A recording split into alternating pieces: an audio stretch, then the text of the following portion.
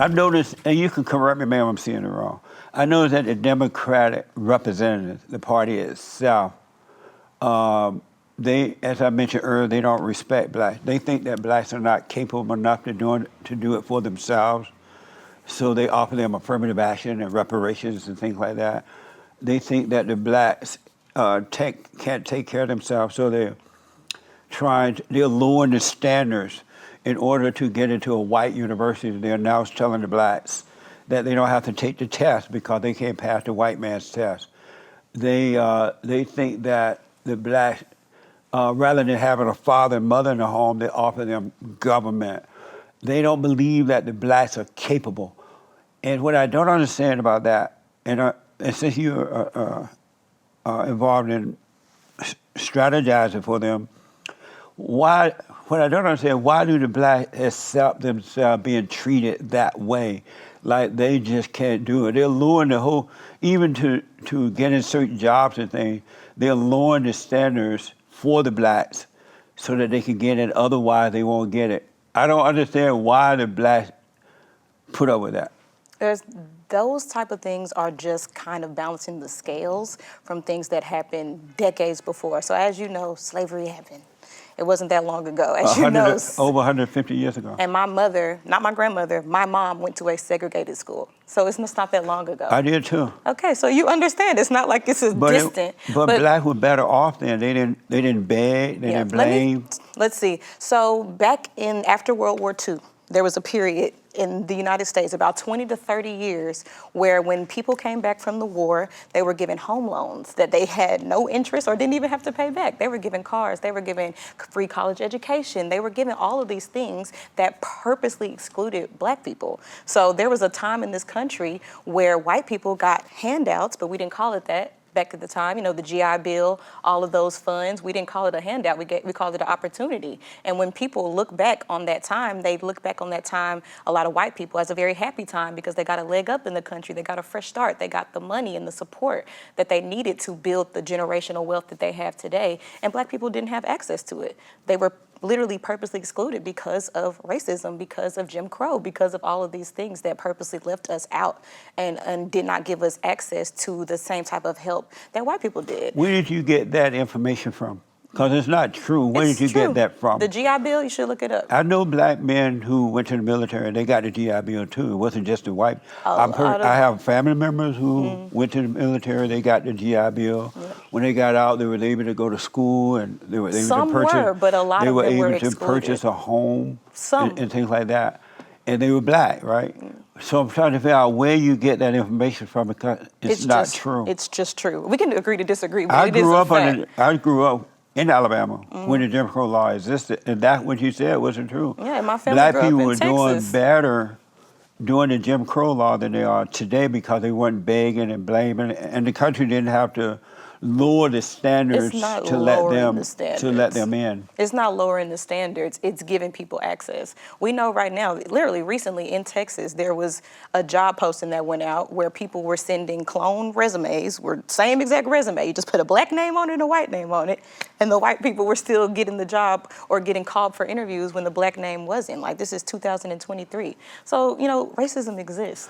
Why would a company want to hire a person with a black name? They know that that's trouble. Why is that trouble? Because when the blacks change their name to black names, they're saying out loud, well, we hate white folks. We're not going to work with them. We're not going to get along. And so I would never hire anyone with a black name. Well, that's bias. And because I know that you're bringing in trouble. This person's already want me to get along with my white employees and things like that. Well, that's internalized racism. I wouldn't hire that. That's your choice. You know what I mean? Bias. So why would a company want to hire someone that you know already going to bring trouble? That's not true. I'm Nigerian. I have a Nigerian name. Amani Wells-Onyioha is a Caucasian name. But you grew up in America, though. You didn't grow up in Nigeria. And there's a lot of black people who have ethnic names who grew up in America. So what's the difference? But why would a company want to hire a black with a black name? Why not? No, I'm asking. I just told you why not, because it's trouble. Why is it trouble? Black people are trouble? Is that your When they change their name to abnormal names like black names, they're saying they're angry, They Do you think if we don't change our name? Last time I checked, I didn't choose my name. I know, was but given your my mother, name at birth. your folks are from a different country, so My of mom course, is from here. but your father's from there, right? It's of course they're gonna have different names. I'm talking about the blacks who were Americans and they had American names at one time. You believe that? Oh, so you think that it's okay that the reason that you are a Democrat and no problem with it, you're okay with them lowering the standards for the blacks? They're not lowering the standards for What the would you blacks. call it?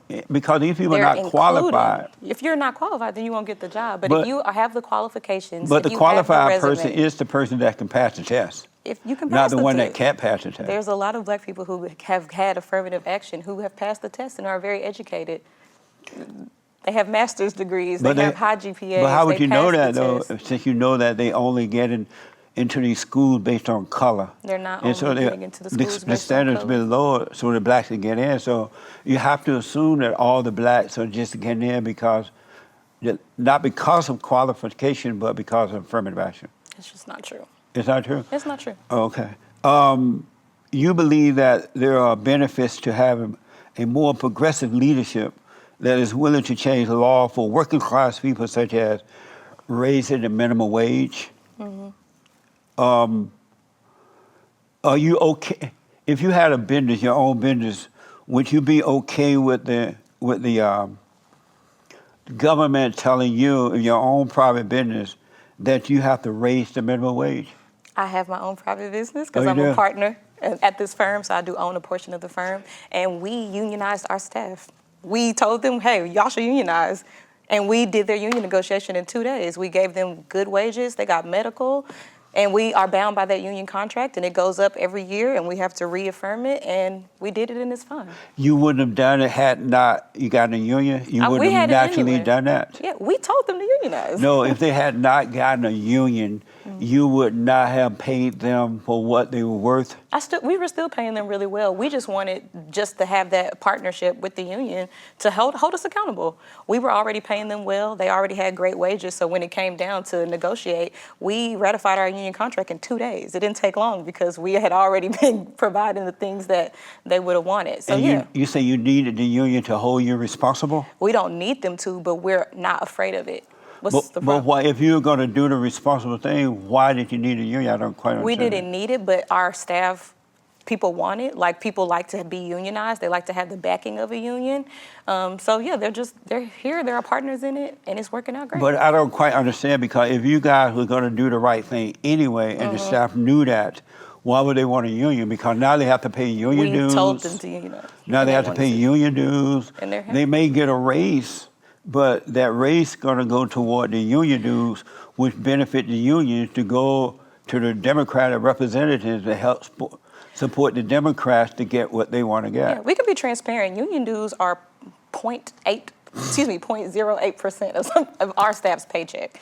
And that's something that they wanted to do. Again, they formed the union. They voted on it. That's what they wanted to do because they wanted that type of protection, and we were cool with it. It doesn't cost them much. It probably cost them $20 a paycheck, but you got the whole backing of a huge union behind you, which is great for them. And they wanted that, and we was cool with it. That's amazing.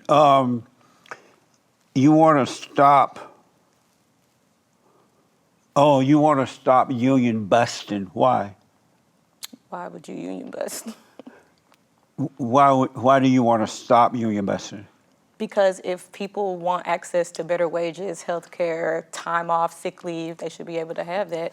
And busting the union oftentimes interferes with their ability to have access to those things. For instance, if the corporation themselves or the company or whoever doesn't want to give you things that you need, like sick days, basic things, we all get sick. None of us are perfectly immune.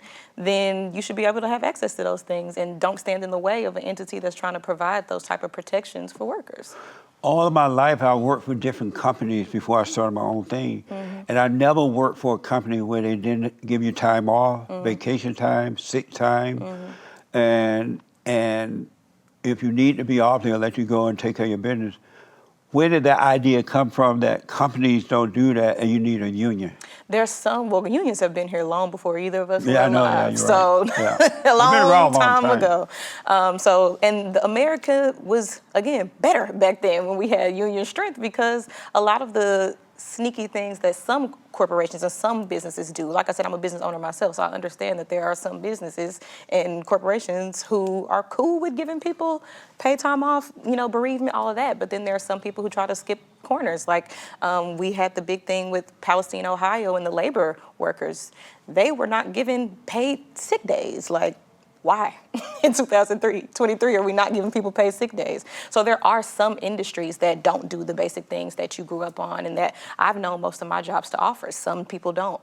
So in those instances where we know that those are basic things that everybody needs, then you should be able to fight for those things. Most of the time, the employees that are complaining are the ones that you should have working for you anyway. Cause Sometimes. they show up late, they halfway do a job, and they're complaining. And the reason I know that because I work for a different company, but I used to work for a union, and we were trained to go to the employee that was complaining about the job situation, not showing up for work on time or not coming to work a lot, and get them to help get you into the company so you can convince the other employees to join the union.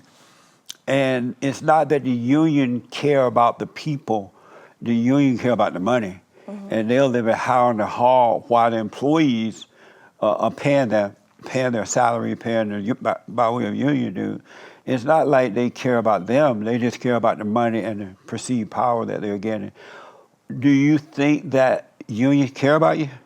Sometimes. No, they don't. Yeah. I'm I the used to queen work for them. I feel you. They Two things don't. can be right at the same time. You ever heard that phrase? What's that? Two things can be right at the same time. No. There are some people who are in unions for the power and the money, and then at the same time, there are some employees who need protection and better wages. Two things can be true at the same time. But the ones that say they need it are the ones that should be fired anyway. Sometimes. Right. But sometimes You know what I mean? it's not. Yeah. Amazing.